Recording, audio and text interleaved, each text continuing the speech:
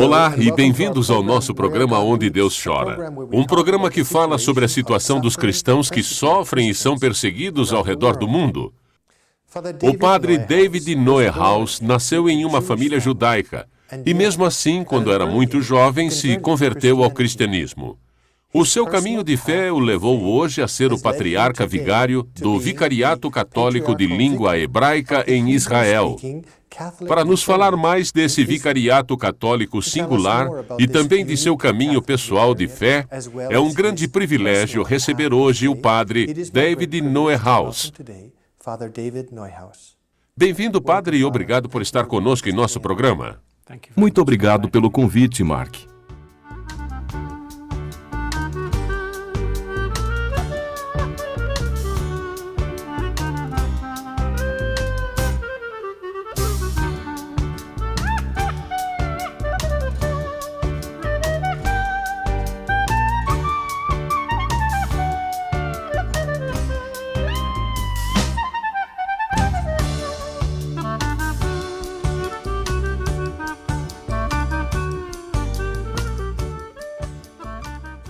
Padre, o senhor foi criado em uma família judaica. O senhor teve uma forte educação religiosa? Eu tive o que pode ser chamado de educação judaica tradicional. Eu fui mandado a um externato judaico e era uma excelente escola. Então, fomos educados com as tradições judaicas em casa. Mas meus pais eram muito abertos e não muito praticantes do ponto de vista religioso. Como o senhor via o cristianismo naquele tempo? Era um assunto bastante complexo. Meus pais eram refugiados da Alemanha nazista, então nós crescemos com um forte senso histórico. Mas, ao mesmo tempo, meus pais são muito abertos e amorosos. Então, aquela mensagem dos traumas da história foi balanceada com uma abertura aos nossos vizinhos, pois, como você sabe, a África do Sul é um país predominantemente cristão. Exato. O senhor pode nos falar sobre a fuga? Quer dizer, a sua família saiu da Alemanha e foi primeiramente para a África do Sul. Quando vocês mudaram para Israel? Minha família chegou à África do Sul em 1936. Eu fui mandado com 15 anos para um internato em Jerusalém, onde eu fiz parte do meu ensino médio. Ia e voltava da África do Sul para Jerusalém dos 15 aos 17 anos. E depois comecei a minha universidade em Jerusalém, quando me tornei um novo residente de Israel. Em Israel, o senhor se converteu ao cristianismo quando era muito jovem. O que lhe inspirou a considerar a conversão ao cristianismo? O que aconteceu foi que aos meus 15 anos, quando cheguei pela primeira vez em Israel, eu tomei conhecimento de uma das maiores figuras espirituais daquele tempo em Jerusalém, que era uma freira russo-ortodoxa, abadesa de um convento, e seu nome era Madre Bárbara. Acredito que ela também era uma princesa russa. Sim, era uma condessa, um membro da aristocracia russa. Ela era uma mulher que, quando a conheci, ela já tinha 89 anos. Estava paralisada, não conseguia sair da sua cama, mas resplandecia a alegria do Cristo. Foi isso que me impressionou. Eu fui conhecer ela não porque estava interessado no cristianismo, mas sim porque queria saber sobre a história da Rússia. Foi verdadeiramente um encontro com Jesus Cristo. Eu não era um grande fiel naqueles tempos e a religião não me interessava nem um pouco, mas o que me chamou a atenção foi a grande alegria com que ela falou todos os assuntos. Era uma alegria que me faz perguntar, por quê? Por que você é tão alegre? Você tem 89 anos e não pode andar, não pode se mover, você vive em um pequeno quartinho. Isso a provocou a dar um testemunho da sua fé que simplesmente me arrebatou, me pegou. O senhor não escolheu a fé ortodoxa. O que o inspirou a escolher a fé católica? O passo seguinte foi voltar para casa e contar aos meus pais que havia conhecido a Madre Bárbara e, através dela, Jesus. Qual foi a reação deles? Ficaram chocados, pois me mandaram para Israel e não esperava que o seu filho judeu, que foi mandado para uma escola judaica em Israel, voltaria falando sobre Jesus. No decorrer da conversa, eu fiz uma promessa a eles. Disse que esperaria até os 25 anos. E se ainda fosse verdade, quando tivesse 25, eles teriam que aceitar. Eles imediatamente aceitaram. Acho que eles pensaram que... Com o tempo passará. Ele é adolescente, crescerá, e de fato tudo aconteceu. E eles aceitaram. Eu tenho um relacionamento muito próximo com meus pais. O que aconteceu nesse período intermediário foi tentar pôr em termos morais o que implica crer em Jesus, de aos poucos ir buscando me integrar no corpo de Cristo, a Igreja. Em que parte deste processo o senhor sentiu uma inclinação à sua vocação? Veio quase que imediatamente, para ser sincero. Quando tinha 15 anos, 3 meses após conhecer a Madre Bárbara, pediram aos jovens da minha escola para cada um escrever o que seriam quando tivessem 30 anos, em outras palavras, 15 anos após este tempo em que estávamos juntos. Eu escrevi que seria um monge em um mosteiro. Naquele tempo, eu ainda não pensava na realidade da Igreja Ortodoxa, mas acredito que ali já existia uma sensação clara que minha vida cristã seria guiada a este tipo de consagração para o povo de Deus e para a tentativa de viver uma vida em direção da reconciliação. Foi um obstáculo difícil de ser superado por seus pais? Não somente o filho estava se tornando cristão, mas também estava se tornando sacerdote? Eu acho que foi algo que veio de um único bloco para ser superado. Eu tenho sorte de ter um irmão que é mais novo que eu e já é avô. Então ele deu para meus... Assim o nome da família? Para meus pais, as crianças que eles obviamente queriam. O senhor é o patriarca vigário do Vicariato Católico de Língua Hebraica em Israel. O senhor pode nos contar o que é esse vicariato e qual é a visão dessa comunidade católica? Em 1955, uma pia associação chamada Work of St. James foi criada em Israel, com o intuito de cuidar dos milhares de católicos que viviam em Israel, que normalmente eram membros de famílias judaicas, pois havia um grande fluxo de migração que vinha principalmente da Europa. Alguns homens judeus eram casados com mulheres católicas. Algumas crianças eram batizadas, então existia uma necessidade pastoral de estar presente entre essas pessoas. Pessoas que se tornaram rapidamente parte da sociedade judaica de Israel, que falava hebraico. Logo não encontraram um lugar para eles na igreja de língua árabe, que era a da maioria. Esta comunidade diminui ao longo dos anos. É um desafio enorme ser católico em uma sociedade judaica de língua hebraica israelense. Ela diminuiu primeiramente por causa da disseminação, pois não conseguimos manter os nossos jovens como católicos praticantes. Então, gradualmente, eles desapareceram e foram assimilados à sociedade secularizada. O que aconteceu depois foi um outro fluxo migracional de falantes de língua russa, mas não somente eles, pois também temos grandes grupos de trabalhadores estrangeiros, de refugiados, e mesmo agora existem cristãos árabes que estão se mudando para cidades judaicas por questões econômicas. E seus filhos estão integrados nas escolas de língua hebraica e falam hebraico como primeira língua. Se torna cada vez mais necessário desenvolver essa presença dos falantes de hebraico. Embora nossa comunidade sacramental ser pequena, o nosso desafio catequético é imenso para garantir a continuidade da identidade católica e oferecer uma experiência de fé para as crianças católicas que fazem parte dessa sociedade judaica que fala hebraico. O hebraico é, sem dúvidas, uma característica que identifica a tradição judaica. Como os judeus respondem ao seu trabalho? O senhor sente alguma hostilidade? Acredito que por causa da peculiaridade desta comunidade católica, ou qualquer tipo de comunidade cristã rezando em hebraico, a primeira reação não é de rancor, mas sim um choque. Um choque por ouvir a missa celebrada em hebraico.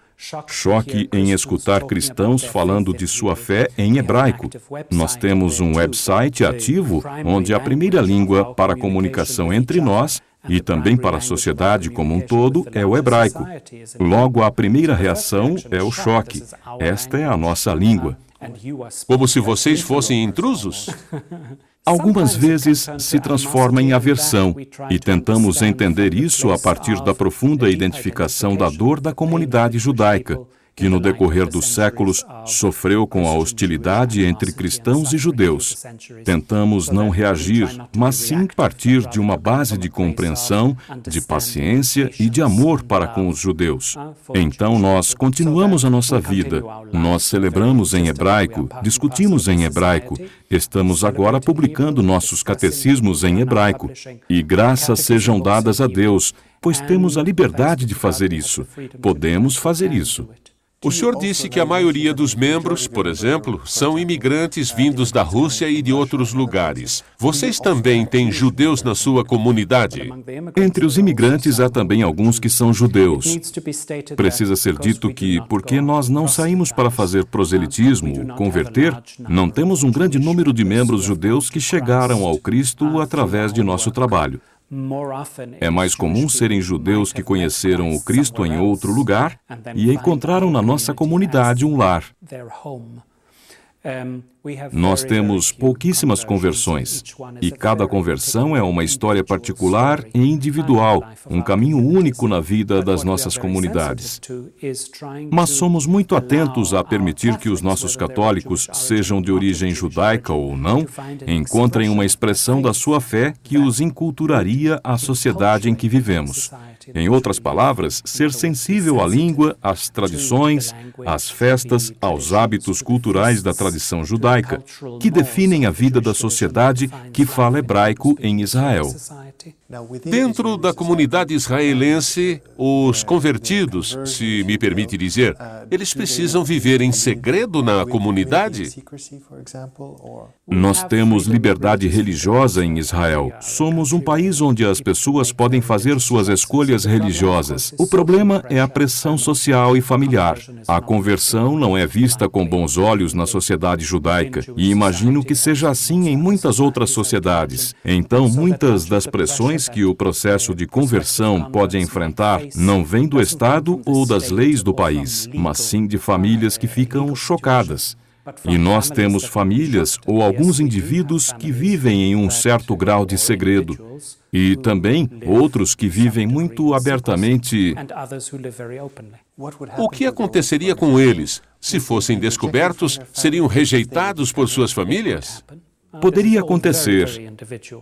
Isso é muito particular. Existem pessoas que têm muito medo da reação de suas famílias. Existem outros que, de fato, encontraram rejeição nas suas famílias. No meu caso, e não sou o único, eu vivo em uma família muito aberta e pacífica e que aceitou até mesmo alguém como eu. O senhor diria que seu papel foi já pré-estabelecido? O senhor tem um carisma particular, todas essas coisas que viveu, e agora o trabalho que desenvolve. Poderia dizer que Deus tem um plano especial para o senhor? Eu ainda estou lutando com esse plano, pois nos primeiros 9 anos da minha vida sacerdotal, eu era professor de escrituras no seminário. Eu amava ensinar as escrituras, e isso é evidente, mesmo agora, através da maneira que prego, da maneira que formo a comunidade. Bom, eu não tenho certeza. Eu deixo isso para Deus. O futuro dessa missão, em particular, eu deixo para Ele. Como o senhor vê seu lugar dentro da comunidade católica mundial? Nós devemos nos integrar à igreja local. Isso nem sempre é simples, devido ao conflito político nesta terra. Pessoas de fala hebraica e árabe normalmente se dividem por razões políticas, e a igreja é chamada a dar testemunho de que em Cristo não existem fronteiras. Os obstáculos vão ao chão e nós somos um no seu corpo. Este é um assunto que para mim é muito importante, particularmente. Quando cheguei a esta terra, eu já sabia hebraico e comecei a estudar árabe, e fui integrado à vida da igreja de língua árabe. Desde sempre, e particularmente quando me tornei um padre, eu fui professor no seminário. Eu acho que aqui nós somos chamados a encarnar uma alternativa à realidade que vemos fora da nossa comunidade, onde existe um abismo entre árabes e judeus. Na igreja, devemos expressar a possibilidade de que a igreja pode, de fato, ser uma só e em paz, já que Ele é a nossa paz. Se ele não é nossa paz, nós estamos dando um testemunho em falso. Nos últimos 20 anos, dezenas de milhares de imigrantes chegaram vindos do que era antigamente a União Soviética. O senhor mencionou anteriormente que existiam muitos judeus, mas também havia diversos cristãos ortodoxos que vieram com suas famílias. Como isso impactou no seu trabalho? Bom, surgiram novos membros. Claro que, como você disse com muita propriedade, a vasta maioria das dezenas de milhares de cristãos, que foi um fluxo de quase 1 milhão de novos imigrantes a Israel, são de fato ortodoxos. Isso levou à criação de pequenas, porém vibrantes comunidades ortodoxas, de rito bizantino, por toda Israel. Eles continuam seu caminho de fé, por vezes de maneira muito discreta e escondida, pois muitas dessas pessoas entraram em Israel como judeus e depois expressaram a sua fé cristã. Ao mesmo tempo, é verdade que muitos de língua russa que eram de fato cristãos não encontraram seu espaço em Israel. Quando perceberam que em Israel não existem instituições, não existe estrutura para dar apoio à vida cristã. Muitos daqueles que eram cristãos voltaram aos seus países de origem ou continuaram o seu caminho para outros países do oeste. Logo, também dessas famílias restaram pessoas, dessas para a qual Israel não era lugar para eles. Qual é a mensagem que o senhor gostaria de dizer aos católicos, ou melhor, aos cristãos e aos judeus? Acho que a primeira mensagem seria de esperança. Essa de esperar que católicos e judeus, após séculos de relações traumáticas, entraram em uma nova era que poderá ser o futuro do Oriente Médio. Nós precisamos trabalhar duramente, rezar duramente, trabalhar muito pela reconciliação. E precisamos da ajuda do resto do mundo. O mundo precisa tanto nos encorajar como nos ajudar a encontrar uma maneira de começar uma nova era no Oriente Médio. Uma nova era na qual todas as pessoas vão encontrar em Jerusalém a sua casa. E, por extensão, em todo o Oriente Médio. O Oriente Médio está passando por tempos difíceis que foram provocados por eventos que ocorreram nos últimos 100, 150 anos. Isso nos levou a nos esquecer da riqueza que a sociedade do Oriente Médio pode ter. Quando pensamos em 100 anos atrás, existiam cristãos de todos os tipos, judeus de todos os tipos, muçulmanos de todos os tipos, que viviam em uma comunidade que tinha uma profunda admiração da riqueza do pluralismo, que nos falta hoje. Eu acho que devemos construir uma ponte entre o passado, que era muito mais pluralista, e o futuro, que esperamos seja muito mais pluralista. Nós todos esperamos por isso. Obrigado, Padre, por ter estado conosco hoje. De nada. Obrigado, senhoras e senhores, por terem estado conosco em mais um Onde Deus Chora. E se quiserem saber mais sobre a situação dos católicos de língua hebraica, eu os encorajo a olharem as informações para contato ao final deste programa. Esperamos revê-los novamente na próxima semana. Até lá!